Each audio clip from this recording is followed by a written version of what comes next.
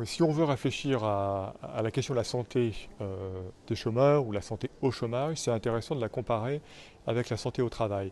Parce qu'il y a des différences qui sont des différences vraiment très très importantes. Avant de parler de ces différences, je voudrais peut-être souligner un point de continuité, c'est le fait qu'une partie des chômeurs ont travaillé, voire même travaillent tout en étant chômeurs, et que donc leur travail peut en tant que tel avoir des conséquences sur leur santé. On sait que le travail n'est pas toujours bon pour la santé.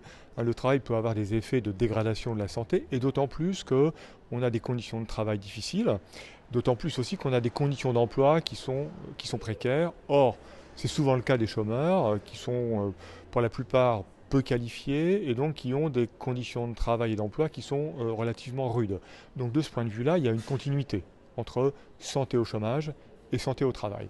Maintenant, il y a une différence fondamentale, c'est que la santé au travail, c'est un problème qui est reconnu socialement, juridiquement, institutionnellement. La santé au chômage, c'est tout à fait différent. La santé au chômage, c'est un problème qui n'est pas perçu, c'est un problème qui n'est pas public, c'est un problème qui n'est pas porté par des organisations collectives, qui n'est pas porté par des institutions.